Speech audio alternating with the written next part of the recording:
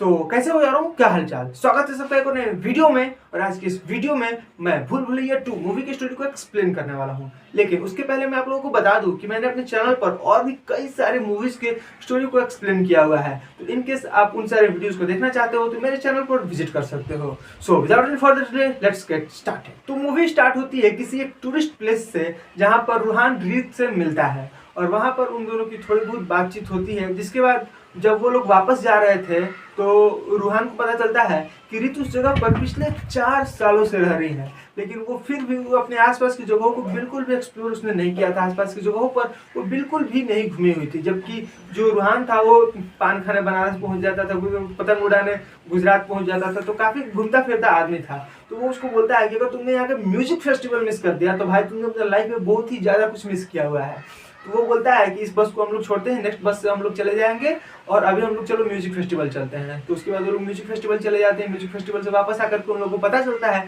कि जिस पहले बस से वो लोग जा रहे थे उस बस का एक्सीडेंट हो गया और उसमें जितने भी लोग थे सभी लोग मर गए।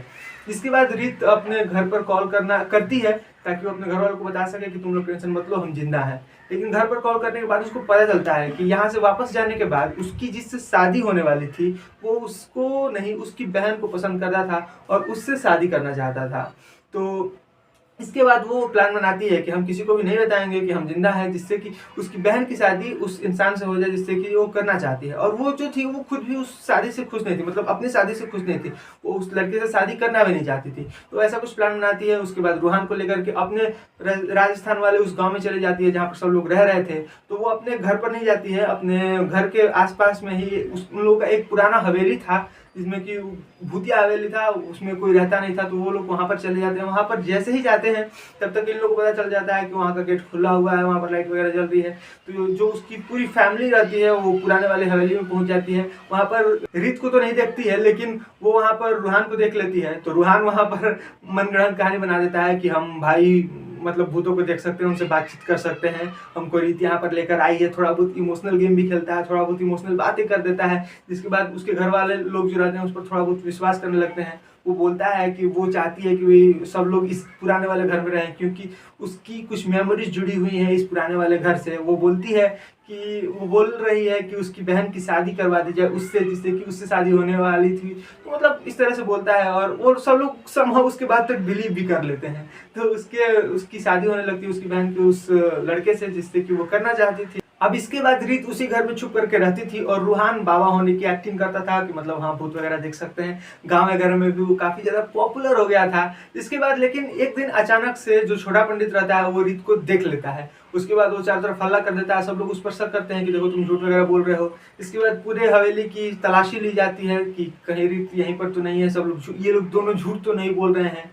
तो तलाशी में रीत तो नहीं मिलती है किसी को भी। तो इसके बाद छोटा पंडित का बैंड बजता है, लेकिन रीत इसलिए नहीं मिलती है क्योंकि वो उस वाले कमरे में जाकर के छुप गई थी जिसमें मंजुलिका की आत्मा सालों से कैद थी और उस रूम में कोई भी नहीं जाता था। मतलब सब लोग उस रूम के आसपास जाने से भी डरते थे क्योंकि उसमें उसकी आत्मा थी।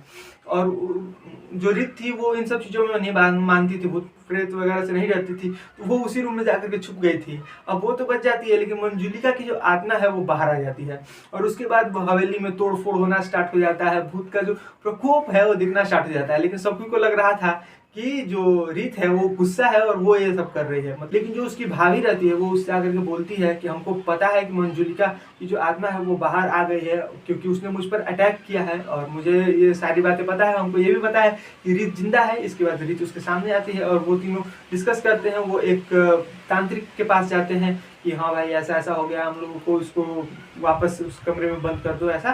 तो वो जो तांत्रिक रहता है वो बोलता है कि ये जो भी है 3 दिन बाद हो पाएगा।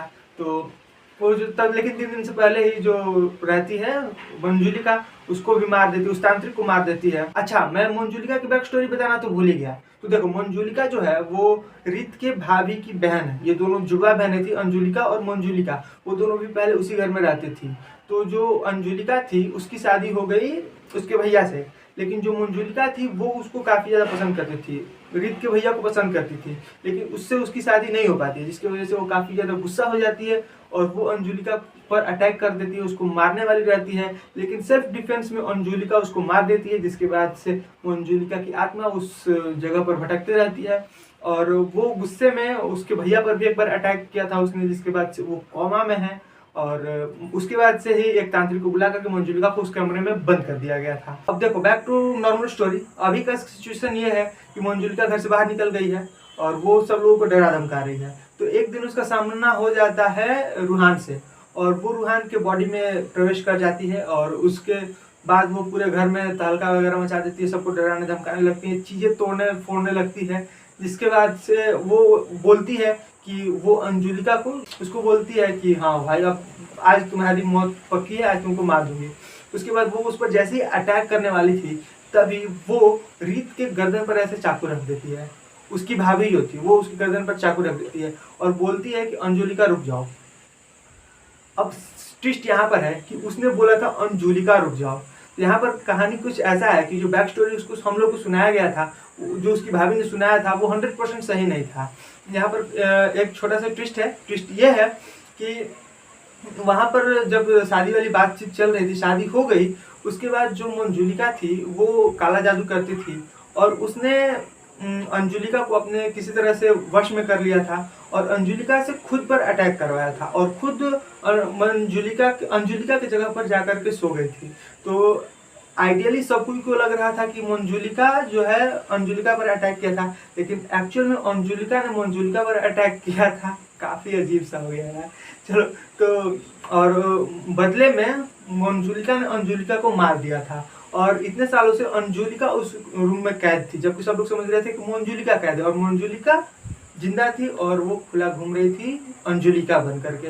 तो ऐसा कुछ हुआ रहता है, जिसके बाद ये सब बात सब लोगों को पता चल जाता है। उसके बाद सब लोग को छोड़ देती है, मतलब जो अंजुलिका को तो मंजुलिका से बदला लेना था, बाकी सब से तो कोई प्रॉब्लम नहीं था, तो बाकी सब लोग को छोड़ देती है। बाकी सब लोग वहाँ से चले जाते हैं और वो मंजुलिका को लेकर के उसी रूम में चली जाती है। इसके बाद उसके चीखने चिल्लाने की आवाज़ आती है, यानी कि मतलब अब दोनों अपना लड़ेगी झगड़ेगी।